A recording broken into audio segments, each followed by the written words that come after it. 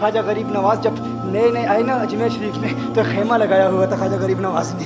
خیمے میں خواجہ غریب نواز عصر سے لے کر مغرب کے وقت تک روتے رہتے تھے. ایک نوجوان اجمیر سے باہر گیا ہوا تھا پڑھنے کے لیے, کچھ عرصے کے بعد واپس آیا اور اس خیمے کے قریب سے گزر ہوا اور گزرا تو رونے کی آواز آئی. فوراً دیکھتا ہے کہ خواجہ غریب نواز رو رہے ہیں, ابھی غیر مسلم ہے, اسلام قبول نہیں کیا. فوراً گھر جاتا ہے, ماں سے پوچھتا ہے, ماں یہ مسلمانوں کا گرو کیوں روتا ہے, مسلمانوں کا بابا کیوں روتا ہے؟ میں ہر روز گزرتا ہوں, عصر سے مغرب کے مابین جو وقت ہے یہ روتا ہے. ماں نے کہا جاؤ اس سے پوچھ لو کیوں روتا ہے. وہ نوجوان خواجہ غریب نواز کے خیمے کے اندر آیا, کہا بابا میں ہر روز یہاں سے گزرتا ہوں, آپ کے رونے کی آواز آتی ہے, بتائیے آپ کیوں روتے ہیں؟ کہا جاننا چاہتے ہو میں کیوں روتا ہوں؟ میں نے ایک مدت اپنے مرشد کے ساتھ گزاری ہے, مرشد کی خدمت میں گزاری ہے, مجھے اپنے پیر کی یاد رلاتی ہے, پیر کی یاد رلاتی ہے. میں عصر سے مغرب کے وقت تک اپنے مرشد کی یاد میں روتا رہتا ہوں. اس نوجوان نے کہا اچھا میں نے تو سنا تھا کہ انسان کو جب درد ہوتا ہے, تکلیف ہوتی ہے تو تکلیف انسان کو رلاتی ہے, آپ کو تو محبت ہے,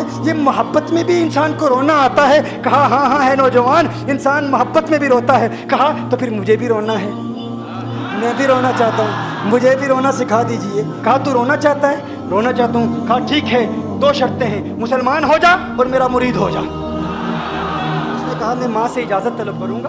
ماں کے پاس گیا اجازت لینے کے لیے. ماں نے کہا تو ضدی ہے, جب تو ارادہ کر لیتا ہے, جو ارادہ کرتا ہے تو پورا کرتا ہے, جا جو کرنا چاہتا ہے کر لے. خواجہ غریب نواز کے بارگاہ میں حاضر ہوا, عرض کرتا ہے بابا میں پھر مسلمان ہونا چاہتا ہوں, مجھے مرید کر لیجئے. خواجہ غریب نواز نے مرید کر لیا, خواجہ غریب نواز کا مرید ہو گیا. اب خواجہ غریب نواز نے کہا اب وقت سارا میرے ساتھ گزرے گا, ناشتے کے وقت خواجہ غریب نواز کے ساتھ, سحری کے وقت خواجہ غریب نواز کے ساتھ, سحر کے وقت خواجہ غریب نواز کے ساتھ, پورا دن اسے خواجہ غریب نواز کے قرب کی کچھ ایسی عادت ہو گئی, خواجہ غریب نواز کا دیوانہ ہو گیا, ان کا عاشق ہو گیا. کچھ عرصہ گزرا, خواجہ غریب نواز نے فرمایا اب تیرے لیے 3 دن کی چھٹیاں ہیں, 3 دن کے لیے چھٹیاں ہیں, 3 دن کے لیے چلا جا. اس نے کہا مسئلہ ہی کوئی نہیں, ایشو ہی نہیں, پرابلم ہی نہیں, ٹھیک ہے 3 دن کے لیے چلا جاتا ہوں. اب جب 3 دن کے لیے گھر گیا, کہا 3 دن کے لیے تو اب مجھ سے ملاقات نہیں کر سکتا, مجھ سے ملنے کی اجازت نہیں ہے. اس نے کہا ٹھیک ہے نہیں ملوں گا. گھر گیا, پہلے دن جب گھر گیا یہ وہ نوجوان تھا جو 3 روٹیاں کھایا کرتا تھا, آج ایک لقمہ بھی نہیں کھا پایا, ایک لقمہ بھی نہیں کھا پایا. اسے کچھ ہو گیا, کہہ رہے مجھے کچھ ویکیوم سے محسوس ہو رہا ہے, کچھ دل میں کمی سی محسوس ہو رہی ہے. یوں وقت گزرتا گیا, رات کا وقت آیا, آنکھ نہ لگی, سو نہ پایا, مکان کی چھت پر چلا گیا. ماں نے دیکھا بیٹا چھت پر کیوں چلا گیا؟ ماں چھت پر جاتی ہے, بیٹے کیا ہوا؟ کہا پتہ نہیں ماں, پتہ نہیں ماں, میں تو فوراً سو جاتا تھا, آج نیند بھی نہیں آ رہی, آج کھانا بھی نہیں کھا پاتا. ماں تو چلی جا. ماں چلی جاتی ہے. یوں جب سحری کا وقت ہوتا ہے اس کی آنکھوں سے اشکوں کی برسات جاری ہوتی ہے, اس کی آنکھوں سے اشکوں کی برسات جاری ہوتی ہے. وہ رو رہا ہے, اس پر رکت تاری ہے. ماں آتی ہے, بیٹے کیا ہوا؟ کہا ماں مجھے پیار ہو گیا ہے, ماں مجھے محبت ہو گئی ہے, ماں مجھے عشق ہو گیا ہے.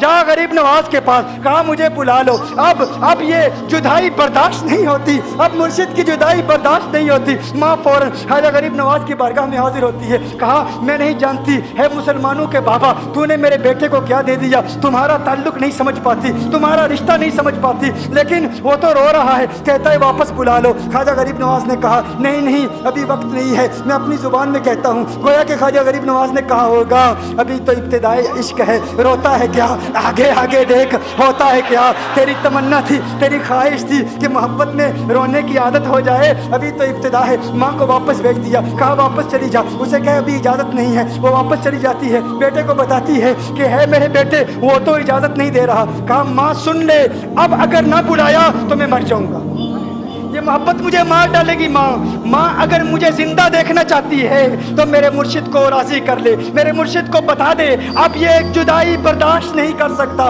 ماں فوراً غریب نواز کی بارگاہ میں حاضر ہوتی ہے. کہا ہے غریب نواز کرم فرمائیے, مجھ ماں کی تمنا ہے, مجھ ماں کی آرزو ہے, وہ مر جائے گا. کہا ماں کی تمنا ہے, تیری بات مانتا ہوں, جا اسے واپس بھیج دے. وہ فوراً بھاگتا ہوا خواجہ غریب نواز کی بارگاہ میں حاضر ہوتا ہے. اس وقت خواجہ غریب نواز اپنے مریدوں کو درس دے رہے ہیں, ایک مجمع لگا ہوا ہے. وہ فوراً خواجہ غریب نواز کے دروازے پر کھڑا ہوتا ہے اور پھر مرید یہ منظر دیکھ رہے ہیں. خواجہ غریب نواز کو دیکھتا ہے, خواجہ غریب نواز اسے دیکھتے ہیں. وہ میں نے کہا تھا نا نگاہ مست ملائی تو میں پلا کے اٹھے, جہاں وہ بیٹھ گئے میں قدا بنا کے اٹھے. خواجہ غریب نواز نے اس کی آنکھوں سے آنکھیں ملائی اور پوچھا اب پتا چلا محبت میں رونا کیسے آتا ہے, اب پتا چلا. اس نے کہا ہے غریب نواز کرم فرمائیے. فوراً غریب نواز नवाज को पुकारता हुआ गरीब नवाज के कदमों में आ गिरा, गरीब नवाज के कदमों से लिपट गया। अब मुरीदीन इस मंजर को देख रहे हैं और हैरान हो रहे हैं कि सिर्फ वो मुरीद ही नहीं रो रहा, सारे मुरीद रो रहे हैं, इस प्यार के रिश्ते को देख रहे हैं। और फिर एक अजीब और गरीब मंजर, ख्वाजा गरीब नवाज ने कहा, आज रात तूने खाना खाया था? कहा नहीं खाया था, नहीं खाया था। ख्वाजा गरीब नवाज ने फरमाया मैंने भी नहीं खाया था, मैंने भी नहीं खाया था, मैंने भी नहीं खाया था। फिर ख्वाजा गरीब नवाज ने फरमाया आज रात सोया था? कहा नहीं सोया था। कहा आंख मुझे भी नहीं लगी, नींद मुझे भी नहीं आई। ये मंजर सब मुरीद देख रहे हैं, वो मुरीद भी रो रहा है और ख्वाजा गरीब नवाज की आंखों में अश्कों की बरसात जारी है। ये वो रोने वालों का मकाम है।